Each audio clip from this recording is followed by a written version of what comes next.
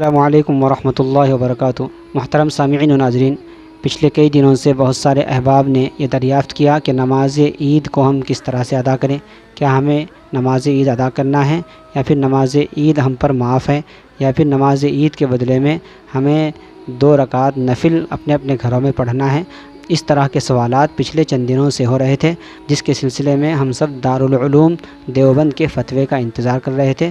الحمدللہ اس وقت میں وہ فتویٰ آ چکا ہے، جس میں دارالعلوم دیوبند نے ساری امت کی رہنمائی کرتے ہوئے رہنمایاں ہدایات جاری کی ہے، جس کو میں ابھی آپ کے سامنے پیش کروں گا۔ سب سے پہلے دارالعلوم دیوبند نے اپنے فتوے میں یہ کہا، نماز عید احناف کے نزدیک اصح قول کے مطابق واجب ہے، اور اس کے وہی شرائط ہیں جو جمعہ کے شرائط ہیں۔ البتہ نماز جمعہ میں اور نماز عید میں 2 طرح کا فرق ہے۔ پہلا یہ کہ نماز جمعہ کا جو خطبہ ہے وہ شرط ہے، اور نماز عید کا خطبہ یہ سنت ہے۔ اور دوسرا فرق یہ ہے کہ نماز جمعہ میں خطبہ پہلے دیا جاتا ہے اور نماز عید میں خطبہ بعد میں دیا جاتا ہے۔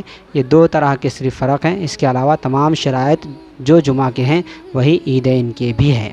دوسری بات دارالعلوم دیوبند نے یہ فرمائی کہ اگر یہ لاک ڈاؤن کا سلسلہ عید الفطر کے دن تک ایسے ہی جاری رہتا ہے اور حکومت کی طرف سے نماز عید ادا کرنے کے لیے مساجد میں اجازت نہیں ملتی ہے، تو پھر ہمیں اپنے اپنے گھروں کے اندر اسی طرح سے نماز عید کو ادا کرنا ہے، جس طرح سے پچھلے 2 مہینوں سے ہم اپنے اپنے گھروں میں نماز جمعہ ادا کر رہے ہیں۔ یعنی اپنے اپنے گھروں میں عید الفطر کے دن ہمیں 2 رکعت عید الفطر کی واجب نماز زائد 6 تکبیروں سے ادا کرنا ہے امام کے پیچھے۔ اس کا انتظام ہمیں کر لینی ہے۔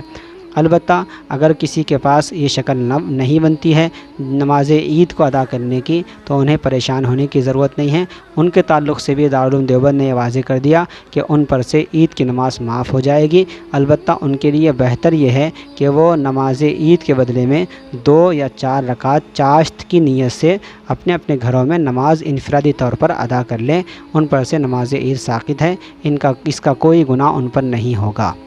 اب نماز عید کو کس طرح سے ادا کرنا ہے اور اس کا طریقہ کیا ہے، انشاءاللہ اس پر عنقریب ایک ویڈیو اپلوڈ کی جائے گی۔ السلام علیکم ورحمۃ اللہ وبرکاتہ۔